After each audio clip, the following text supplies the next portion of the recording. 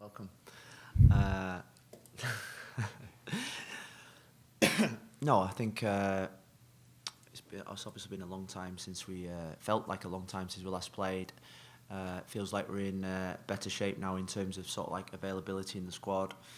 Rodolfo, Gonzalo, Robbie, Kieran, Nick Marsman, Sammy Guidira was back in training today, although Saturday might be a little bit too soon for him. Indiana, 3 new signings, two of our DPs back at full fitness, 100% fitness, ready to play, ready to fight for the team, ready to commit to the team, ready to make an impact on the team. And what that has provided over the last 10 days is fierce competition, particularly when the 3 new signings have come in. It's kept everybody on the toes, and the team are now under no illusions what's expected and what we need to do. I feel now as if we're at a point of no excuses. We need to win games of football. We need to climb the table. We need to start impacting the league. We need to start producing better performances, and that's what we'll do from now to the end of the season with 23 cup finals left. The team know that there are going to be 23 big games. We now look at the fixture list and look at 3 out of the next 4 games are going to be at home. Yes, against some of the top teams in the league, but I expect us to win those games from now to the end of the season. And you might see that as bullish talk, but that's the expectation. That's the challenge for myself and for the set of players now to come together and commit to something now that is important. Thank you, Phil. We'll go to questions now. You have a question? Go ahead, Michelle. Hello. Hi. Can you talk about having the new guys in, just a little more expound on that, just how you've seen the other players elevated, and both Nick and Kieran, can you talk about what condition they in? Are they game ready? How do you see them so far? Kieran's not game ready, but he's in my thoughts for Saturday. I've got to say, I think he came last week. You come to this part of the world and think it's just going to be going out on the football pitch and playing, then the heat hits you, the humidity hits you, then the exhaustion hits you after a 20-minute run. So that took him by surprise. But every day's looked better, every day's looked fitter, and his experience tells me and his quality tells me he'll be able to handle playing against New York Red Bulls. So that's a call I need to make closer to the game.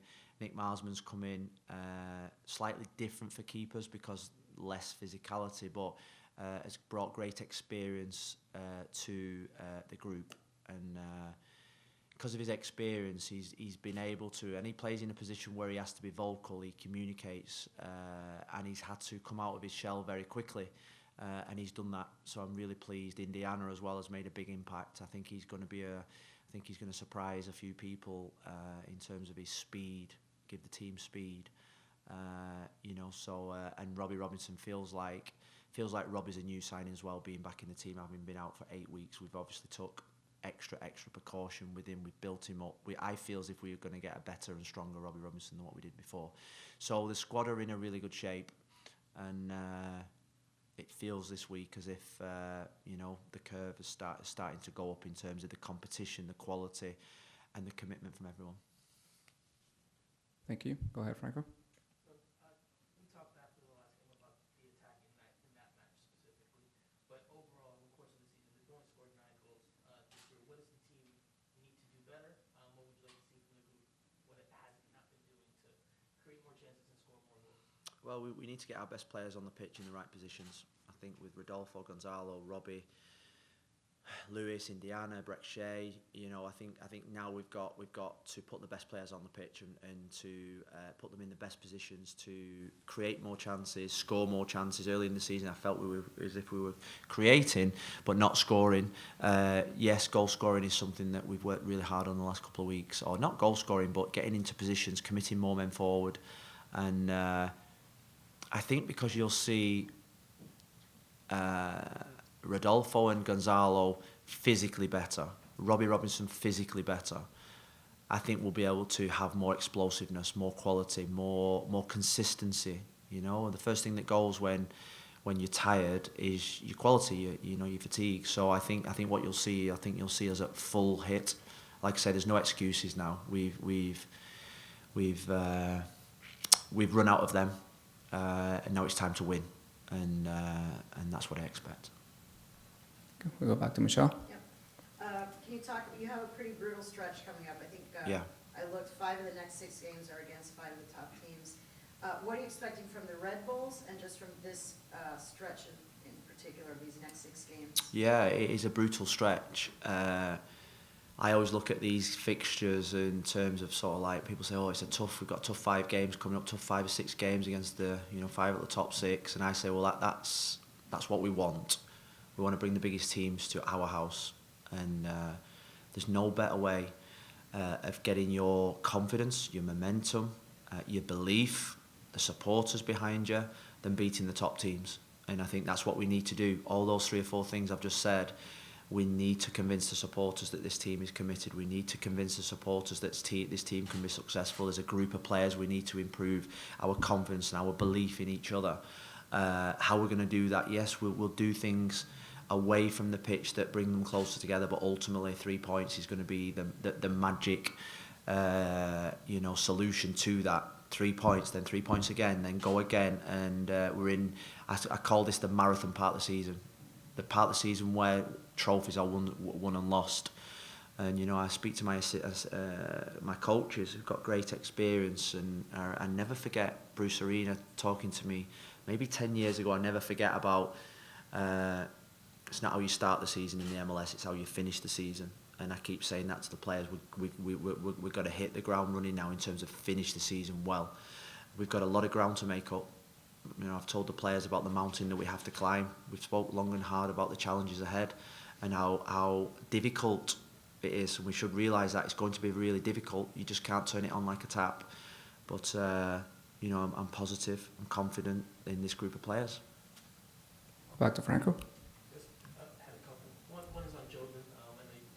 Yeah, sorry, I forgot about Joven. No, that's fine. I was just saying, we've seen the pictures of him with the knee brace, and he's been on crutches. Trinidad had a jersey for him, so it seems like he's going to be out a while. I know you alluded to that last time, but what is his injury, and how long will he be out for? And then I have a quick little second one. Yeah, he's got a knee injury sustained in the Orlando game. He's currently back in Trinidad. He's not seen his wife and children for like 3-4 months, so we allowed him to have 2 weeks off. He's back with us on Friday, 19th, is it Friday? No, Monday. Back in training on Monday. So we allowed him to go back and see his family the first 2 weeks of the rehabilitation. There's not much treatment because he's in that brace. He just needs the knee to settle. He'll come back in. We'll readjust the brace. It's going to be months rather than weeks. But he will play again this season, hopefully. But I think with these injuries, every 2 weeks the brace gets realigned, and you see how the knee's being fixed, and we're not going to take any risks because it's a delicate part of the body. But he's a fast healer apparently. He heals really well, and hopefully we'll get to see him hopefully in the next 6 to 8 weeks. Hopefully. Did he have surgery? No. No surgery. Is it a ligament? It's a knee injury. And the other question I had for you, going back to the attack and scoring, is set pieces. I've seen you guys do some different things, whether it's play it short to Leardam or McCoon on different occasions. You guys haven't scored off a corner kick this season and off a free kick since week 2. What have you seen there? What are you guys working on there to improve that facet of the game that can help open up, not just where you open up opponents? Yeah, we're working really hard on it. We work most days on set plays. I think it's a big facet of the game. And I think with the set play, it's one of those things where every little bit has to go right.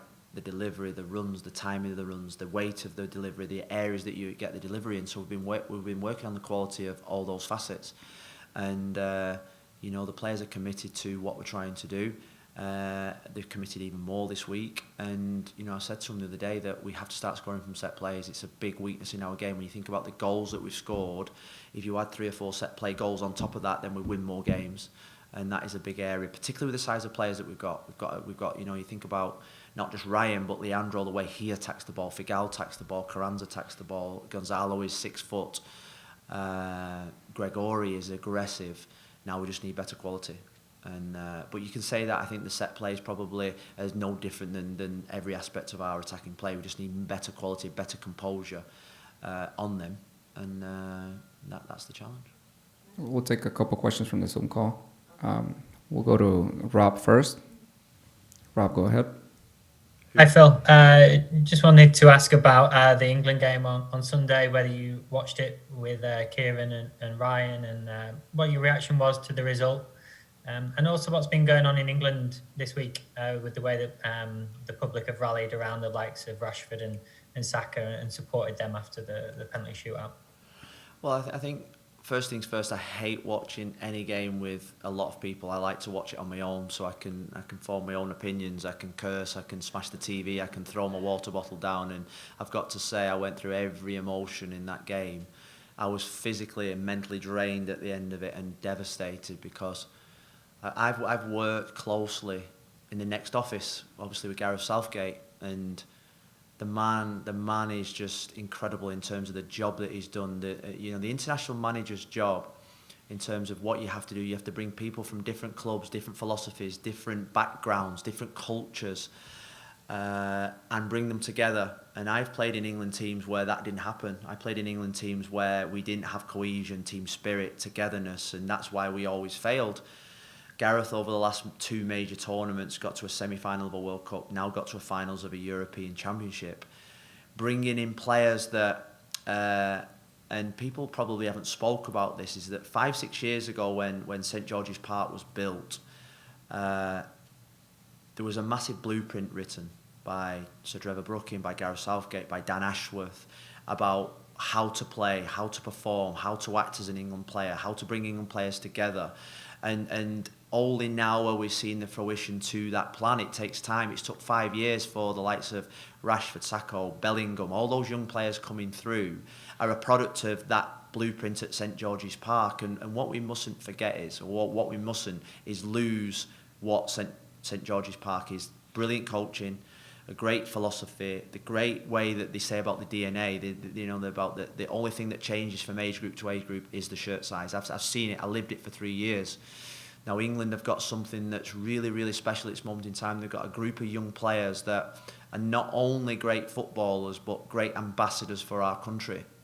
Players that are putting our politicians to shame. Players that speak with great empathy and humility. A leader that does the same. Players that are going out there into the communities and putting right what the government's not doing. They're going out into communities and feeding sick children. They go out into inner cities in England and giving life to inner city areas that probably they didn't have when they was growing up. And the one thing I would say is that the 3 players that missed the penalty have all come out and said sorry. There's no need for them to say sorry. We should be thanking them for the joy and their work and their humility that they've given to a country that for the last 18 months, like the rest of the world, has been in a real bad situation, and they should be immensely proud. And I think, looking back to what happened with the Marcus Rashford mule in his hometown, the people have managed to wrap their arms around him. The people of London wrap their arms around Sacco. The people of Manchester will wrap their arms around Jadon Sancho now, because these are national treasures. The national treasures not because of what they do on the football field. The national treasures because of how they behave in life, how they behave with each other. But more importantly, they are great ambassadors for the country. And that's what Gareth Southgate is as well. Gareth Southgate is a leader of great men. And why is he a leader of great men? Because he can connect with people. He's connected a footballing set of supporters and team that probably didn't like each other for a long period of time. And I experienced that as a player. But he's connected that. So now everybody wants to play for England. Everybody wants to support England. The joy in which you saw in that stadium was like nothing I've ever seen in my life. And, I'm speaking patriotically from someone that has been in the FA and seen the great work that Gareth, Steve Holland and all those coaches have put in. And, I think Gareth is a national treasure, and I think Gareth should be someone that the FA need to keep well beyond his term as manager, for someone that can really, really help shape English football. Thank you. That was a long answer, I know, but No, that was brilliant. Can I just have one follow-up just on the game this weekend, if that's okay? Just because I know you've had some time to work on the training ground with the guys. Specifically in terms of in front of goal, I know you've been struggling in front of goal over the last few games. What have you looked at there to try and resolve that problem? well, we need to get more people in the box. We need to get Gonzalo in the box more. We need to get Rodolfo in the box more. We need to get Robbie Robinson in the box, Brett Shea. You know, they need to commit more to getting in the box to scoring goals. You're not going to score goals by having 3-4 men outside the box. So we need to commit more men to the box. The Red Bulls is going to be a game where they have a real brilliant system. It's throughout the whole Red Bulls organisation. In any Red Bulls team in the world they play the same way. They're a high intense team, young team. They're a team with the youngest average age in the league, mid-23 I think it is. So they're going to have lots of energy. We're going to have to compete first before any football match. You know, in a stadium that I've got to say, it's one of my favourite stadiums in the US. I had great memories there with the England women's national team. I think it's a brilliant football stadium. The last time we went there was no fans in. There's going to be probably a lot of fans in this Saturday night, and I can't wait for the team to get out there and start performing the way that Inter Miami teams should perform. Thanks, Phil. Last question, Michelle. You alluded a little before about Kieran Gibbs. What does he bring to this team? What do you think he's going to bring? Well, he's an England senior international, so he's got great experience of playing at the top level. I think within this football club, he also has great experience about how to behave as an elite athlete, elite professional. He can pass that on to the younger players that we've got in the squad now and that we will be bringing in the summer. So I think in any team or any office or any environment, you need leaders, and I think Kieran can be a great leader for this team. We haven't got that many leaders in our team with the experience of Kieran Gibbs, who's played at the top level, played in Champions League games, played with the best players in the world, who knows what it takes to succeed, not just on the football field, but in life. So I expect great things from Kieran. That's what he'll bring. Awesome. Thank you, Phil. Great first press conference, Rafa.